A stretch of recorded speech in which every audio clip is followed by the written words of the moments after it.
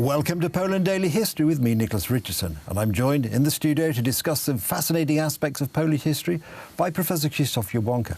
Professor, let's look now, if we may, in the post-war era at religious leaders. And of course, one stands out in particular, a giant, Cardinal Stefan Wyszyński. Could you say something about his role in Poland?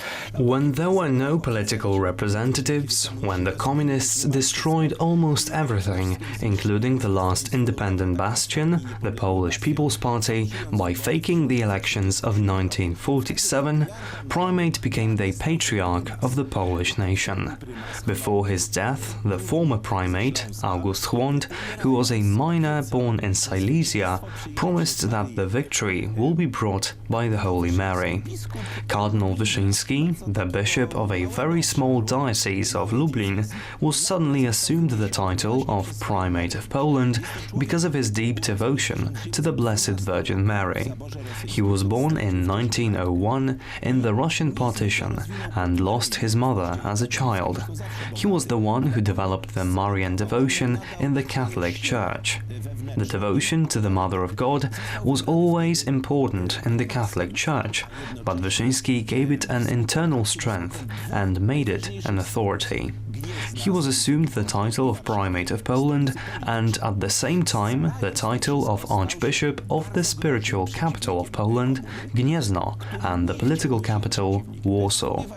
By unifying the nation, he became a very dangerous opponent to communism. But he didn't want to be its enemy. This is incredible, but he was teaching the communists how to talk to the Polish nation so that it would want to listen to them and understand them. He also taught them how to be more Polish. This is his huge contribution. The leading Polish communist, Stanisław Gomułka, was secretly meeting with Primate to learn how to talk to the working class. He should have known that because he was from the area of Krosno. He played a huge role as a conciliator, but at the same time, his main slogan was non possumus, which means we cannot, which was the reason why he was arrested in his main office located at the Miodowa Street in Warsaw and put in jail. He was held captive in 4 prisons altogether, including the prison in Komańcza near the Bieszczady Mountains. Wyszyński was preparing the Polish nation for the millennium anniversary of Poland's baptism, which was held in 1966 on Easter. It was necessary to prepare our nation for these celebrations year by year.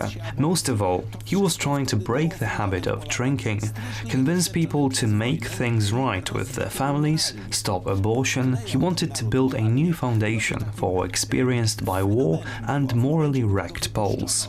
He was the one who rebuilt the nation morally. The Primate was released in 1956, in the same year after the first anti-Stalinist revolutions that took place in communist countries. Over 2 million people came to the Jasna Góra monastery in Częstochowa. Someone took a photo to capture that moment because people lined up as far as you could see. There were so many of them. The Primate of Poland demonstrated the strength of the Polish nation way before Karol Wojtyła was elected Pope John Paul II.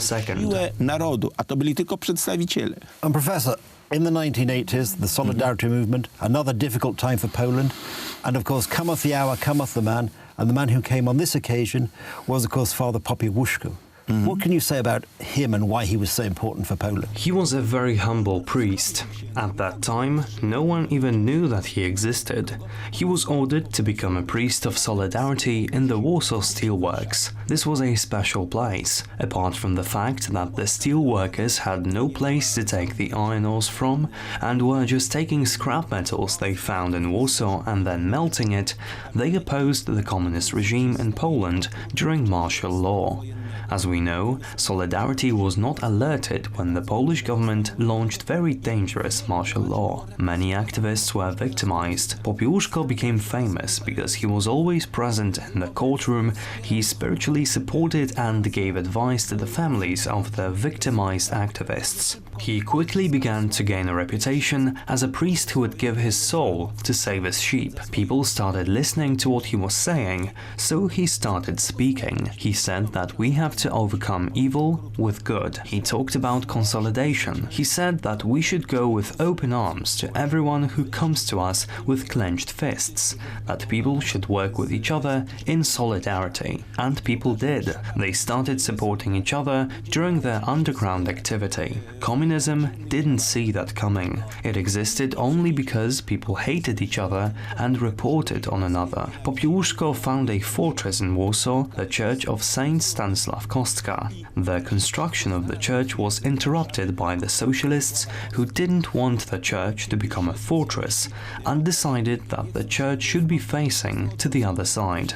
As a result, there is a beautiful park in front of the church where hundreds of thousands of people, especially steel workers, miners, fishermen and shipyard workers, were coming to Warsaw to gather there at that time. In time, other centers started to invite priest Popiełuszko. On his way back to Warsaw from the city of Bydgoszcz, he was kidnapped and severely beaten. The perpetrators tied his hands and dropped him into the Vistula water reservoir lagoon near Włocławek. Recovering his body, post-mortem examination and many wounds have shaken the Polish nation, and that was the death sentence for communism in Poland. Thank you.